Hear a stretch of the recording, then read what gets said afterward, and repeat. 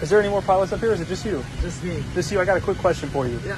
When you're up there, come on, cruising altitude, do you all have to adjust for any curvature of the Earth while you're up there? That's a great question. No. You don't? But I know of. Because my understanding is you're like on pretty much like a parallel sort of flight, other than takeoff and landing, correct?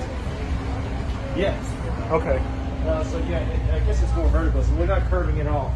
So we're just going straight up, like 40, 20 degrees maybe. Right. Level off, and I never thought about how the atmosphere works with the curve in the Earth and all that stuff. Well, if you think about it, I've done some research on it. It actually, there's a formula, 8 inches per mile squared is what the curve is supposed to be, spherical trigonometry. And if it was actually that formula, we would have to dip the nose a half a mile every minute to stay around the ball. So I just wanted to ask you, as someone who's up there, the plane doesn't do it automatically. You're not adjusting anything, right? No, none of it's that. just flying straight. I even talked about it in 30 years I've been flying. Yeah, it's funny to think about. So maybe the gases move with it. Well, that's what I've heard as a working theory. Is some people think that gravity or does something for you, but I mean, I guess the common question goes back to is like, how many parallel flights does it take for you to go around in a circle? Very interesting. You know what I mean? Yeah, absolutely. Take a look into it. Yeah, we're going to start doing that. Yeah, all right, man. Have a good one. Hey, guys, you mind if I ask you a question real quick? Yeah, sure. So, when y'all are flying up there, do you account at all for the curvature of the Earth? Well, we do when we do what we call getting directs. Our navigation system off of, we have IRS's internal revenue, initial reference system. Just do your taxes? That the airplane, it can do itself. So it does it itself? Yeah, it doesn't matter if we lose our GPSs, but we also use GPS satellite and we use ground-based.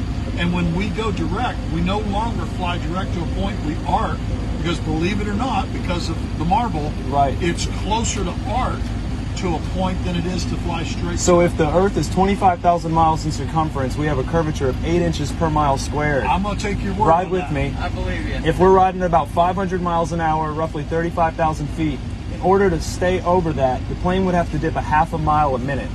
Do you know what that would feel like up here? No.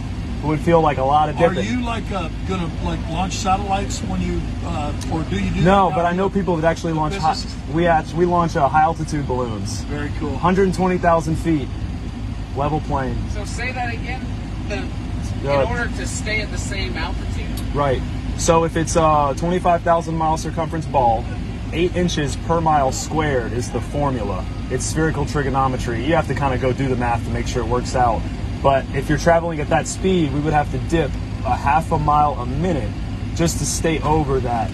So it would honestly be like we were kind of dipping all the time. And as you all know, the nose is slightly up, flying level. So my question is like, how many level flights does it take to go around the ball? We're not curving on the way to France. We're not curving on the way to New York. We are. Are we? Yeah. Yeah, dude.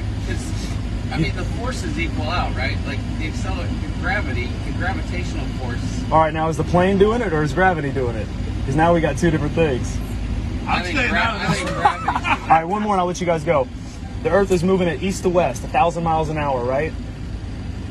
I'll take your word for it. What's it like landing on a runway north and south if that runway is moving 1,000 miles an hour east? Well, we're moving 1,000 miles east. We're moving with the Earth? So the only thing independent of the Earth's spin is sniper bullets, not balloons and airplanes. Ooh.